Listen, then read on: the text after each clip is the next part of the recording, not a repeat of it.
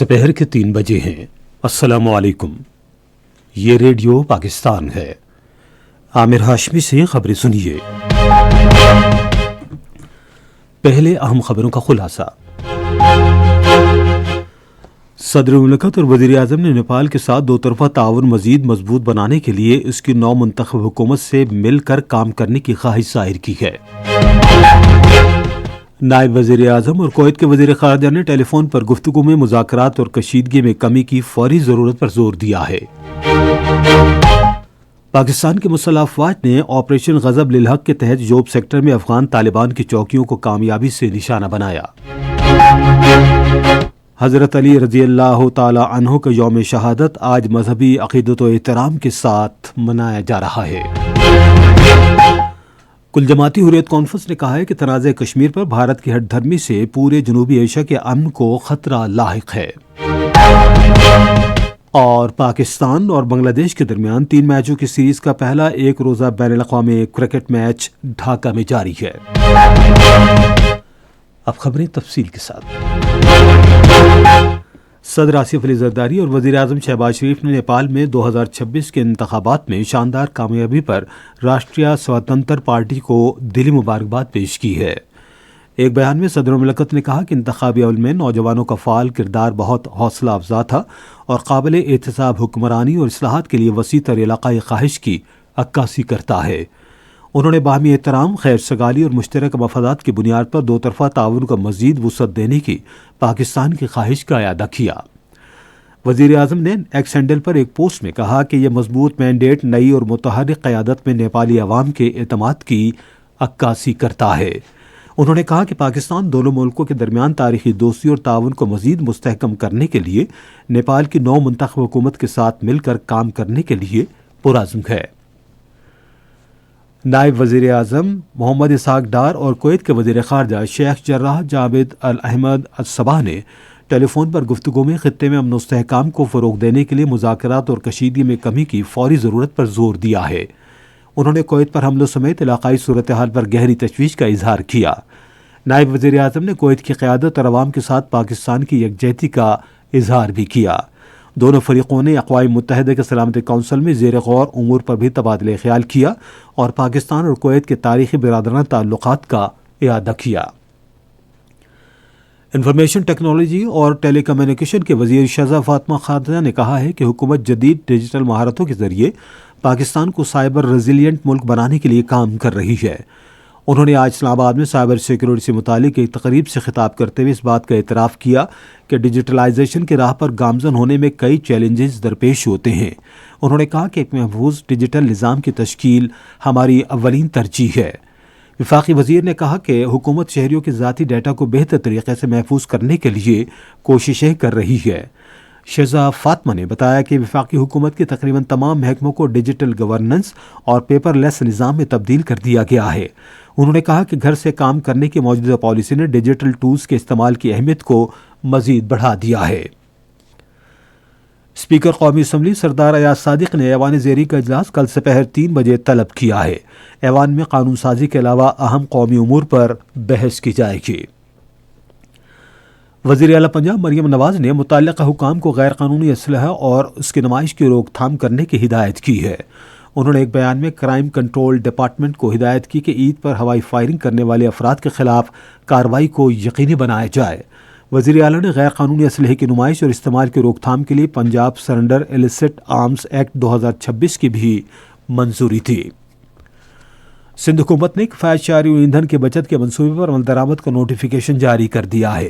Notification کے مطابق آئندہ 2 ماہ کے لیے سرکاری گاڑیوں کے ایندھن کی فراہمی میں 50% کمی کی گئی ہے، جبکہ ہر محکمے میں 60% سرکاری گاڑیاں استعمال کی جائیں گی۔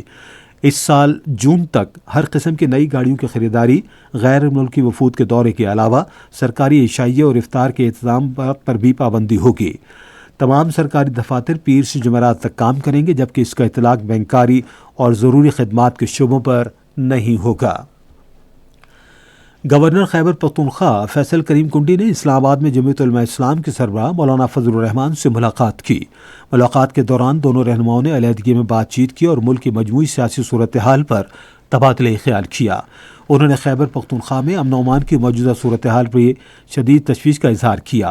دونوں رہنماؤں نے سیکیورٹی کی ابتر صورتحال کو صوبائی حکومت کی جانب سے صوبائی امور پر عدم توجہ کا نتیجہ قرار دیا۔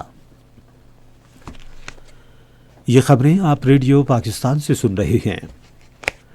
آپریشن غضب للحق کے تحت افغان طالبان اور فتنہ الخوارج کے خلاف پاک افواج کی مؤثر جوابی کارروائیاں جاری ہیں۔ سیکیورٹی ذرائع کے مطابق پاک فوج نے پاک افغان سرحد پر یوب سیکٹر میں افغان طالبان کی چوکیوں کو نشانہ بنایا۔ پاک فوج کی بروقت بھرپور کارروائی سے بزدل افغان طالبان پوسٹیں اور اسلحہ چھوڑ کر فرار ہو گئے۔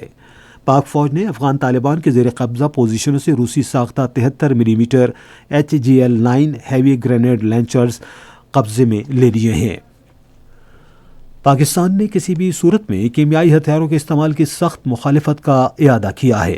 اس موقف کا اظہار اقوام متحدہ میں پاکستان کے نائب مستقل مندوب سفیر عثمان جدون نے مشرق وسطیٰ کی صورتحال پر سلامتی کونسل کے اجلاس کے دوران کیا۔ انہوں نے کہا کہ پاکستان کیمیاوی ہتھیاروں کے کنونشن کی عالمی سطح پر توثیق اور اس کے مکمل، مؤثر اور بلا امتیاز نفاذ کے مطالبے کی حمایت کرتا ہے۔ Special communication organisation Gilgit Baltistan اور آزاد کشمیر کے دور دراز پہاڑی علاقوں کو ٹیلی کمیونیکیشن کی جدید سہولیات سے جوڑنے میں کلیدی کردار ادا کر رہی ہے۔ SCO آزاد کشمیر اور گلگت بلتستان میں 4G سروسز کے بعد اب 5G سروسز متعارف کرانے جا رہی ہے۔ منصوبے کے تحت جدید ٹیلی کام نظام کو مضبوط بنانے کے لیے 7 نئے 5G BTS ٹاورز نصب کیے جا رہے ہیں۔ منصوبے کے ابتدائی مرحلے میں 5 بڑے شہروں میں 5G سروسز فراہم کی جائیں گی۔ یہ منصوبہ تکمیل کے مراحل میں ہے اور رواں سال جون تک مکمل کر لیا جائے گا۔ ممتاز کشمیری رہنما اور آزاد جموں و کشمیر کے سابق صدر KH خورشید کی 38ویں برسی آج منائی جا رہی ہے۔ کشمیر لبریشن کمیشن کے زیر اہتمام ریاست کے مختلف اضلاع میں KH خورشید کو شاندار خراج عقیدت پیش کرنے کی تقریبات کا انعقاد کیا جا رہا ہے۔ اس موقع پر اپنے پیغام میں وزیر اعظم آزاد کشمیر فیصل ممتاز راٹھور نے کہا ہے کہ KH خورشید ایک عظیم رہنما تھے جو ہمیشہ عوامی حقوق اور جمہوری اقدار کے لیے کھڑے رہے۔ کل جماعتی حریت کانفرنس نے کہا ہے کہ تنازع کشمیر پر بھارت کی ہٹ دھرمی سے پورے جنوبی ایشیا کے امن کو خطرہ لاحق ہے۔ کشمیر میڈیا سروس کے مطابق کل جماعتی حریت کانفرنس کے ترجمان ایڈوکیٹ عبدالرشید منہاس نے سری نگر میں جاری ایک بیان میں کہا کہ پورا جموں و کشمیر اقوام متحدہ کے زیر انتظام متنازع علاقہ ہے، جس کے مستقبل کا فیصلہ کشمیری عوام کو عالمی ادارے کے زیر نگرانی رائے شماری کے ذریعے کرنا ہے۔ انہوں نے بھارت پر زور دیا کہ وہ جموں و کشمیر پر اپنا غیر قانونی قبضہ ختم کرے اور کشمیریوں کو اپنا ناقابل تنسیق حق خود ارادیت استعمال کرنے دے۔ حضرت علی رضی اللہ تعالی عنہ کا یوم شہادت آج مذہبی عقیدت و احترام کے ساتھ منایا جا رہا ہے۔ مسلمانوں کے چوتھے خلیفہ کو ان کی بے مثال بہادری، جرأت اور اسلام کے لیے خدمات پر خراج عقیدت پیش کرنے کے لیے ملک کے چھوٹے بڑے شہروں میں جلوس اور مجالس منعقد کی جا رہی ہیں۔ امام بارگاہوں اور مجالس کی حفاظت کے لیے خصوصی انتظامات کیے گئے ہیں۔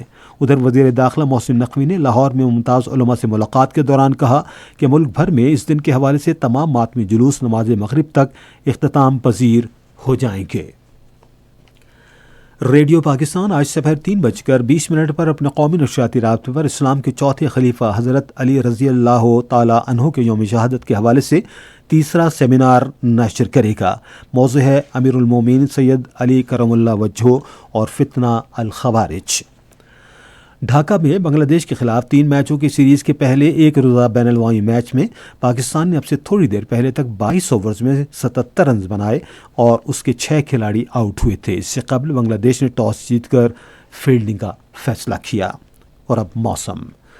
محکمہ موسمیات کی پیشگوئی کے مطابق آئندہ 12 گھنٹے کے دوران خیبر پختونخوا، گلگت بلتستان، کشمیر، اسلام آباد، خطہ پوٹھوار میں مطلع جزوی طور پر ابرالود رہنے، تیز ہوائیں چلنے اور گرج چمک کے ساتھ بارش کا امکان ہے۔ اس دوران کہیں کہیں تیز بارش اور ژالہ باری بھی متوقع ہے۔ شمال مشرقی بلوچستان میں بعض مقامات پر تیز ہوائیں چلنے اور ہلکی بارش کی توقع ہے۔